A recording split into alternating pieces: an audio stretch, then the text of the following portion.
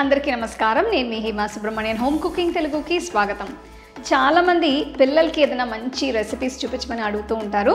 అందుకే ఇవాళ నేను ఒక మంచి చిల్డ్రన్ స్పెషల్ రెసిపీ చూపించబోతున్నాను. ఇది బనానా దోశ. బనానా దోశ అంటే ఏం లేదండి, మనం ప్యాన్ కేక్స్ లాగా చేసుకుని తింటాము. సో ఇది మంచి రైప్ బనానాస్తో చేయాలన్నమాట. సో రండి ఈ రెసిపీ ఎలా చేయాలో చూద్దాం.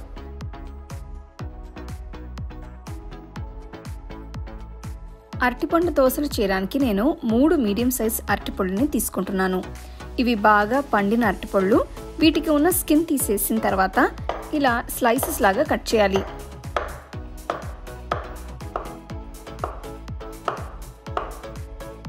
ఈ స్లైసెస్ అన్నిటినీ నేను ఒక బౌల్లో వేస్తున్నాను.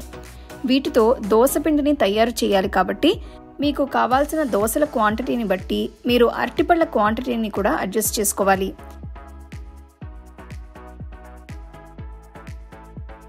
ఇందులో నేను 1 కప్ అంత తురిమిన బెల్లాన్ని వేస్తున్నాను. అలాగే 1/2 కప్ తురిమిన పచ్చి కొబ్బరి, 1/2 టీ స్పూన్ యాలకుల పొడి, 1 టేబుల్ స్పూన్ అంత తరిగిన జీడిపప్పులు, 1/2 టీ స్పూన్ బేకింగ్ పొడి వేసి అంతా బాగా కలపాలి.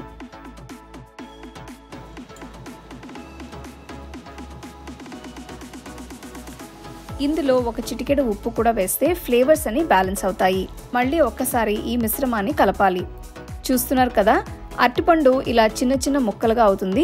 ఈ పాయింట్లో 1 కప్ గోధుమ పిండిని ఇందులో వేయాలి. ముందు నేను 1/2 కప్ పిండిని మాత్రమే వేస్తున్నాను. ఇదంతా ఒక్కసారి మిక్స్ చేయాలి. ఇది డైల్యూట్ చేయడం కోసం 1/2 కప్ పాలు పోస్తున్నాను. ఇవన్నీ కొద్ది కొద్దిగా వేస్తేనే పిండి కరెక్ట్ కన్సిస్టెన్సీలో వస్తుంది. చూస్తున్నారు కదా, ఇలా బాగా మిక్స్ చేసిన తర్వాత ఇంకొక 1/2 కప్ గోధుమ పిండిని వేసి కలపాలి.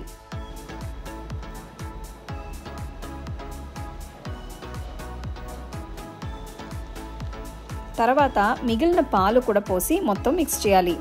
మీకు ఈ పిండి ఏమాత్రం గట్టిగా అనిపించినా కూడా మీరు కొంచెం పాలు పోసి దీన్ని డైల్యూట్ చేయొచ్చు. ఇప్పుడు కూడా ఈ మిశ్రమం గట్టిగానే ఉంది కాబట్టి నేను ఇంకొన్ని పాలు పోస్తున్నాను.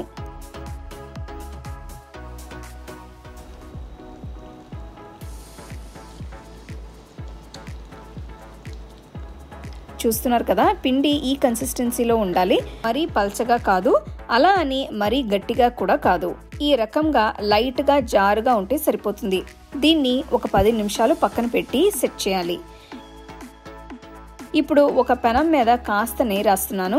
ఇది కొద్దిగా వేడెక్కిన తర్వాత ఒక గరిటెతో పిండిని తీసుకుని ఇలా చిన్న చిన్న దోసలుగా వేయాలి. ఇవి ప్యాన్ కేక్స్ లానే ఉంటాయి.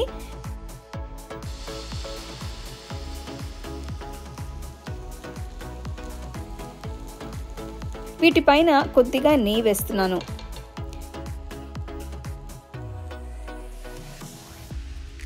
ఇవి ఒకవైపు పూర్తిగా కాలిన తర్వాత రెండో వైపుకి తిప్పి కాల్చాలి.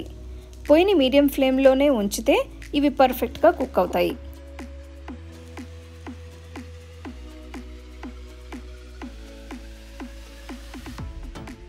చూస్తున్నారు కదా, ఇవి 2 వైపులా మంచి గోల్డెన్ బ్రౌన్ రంగులోకి మారేంత వరకు వేయించాలి. ఆ తర్వాత ఒక ప్లేట్లోకి ట్రాన్స్ఫర్ చేసి అరటిపండు దోశల్ని వెంటనే వేడివేడిగా సర్వ్ చేసుకోవచ్చు.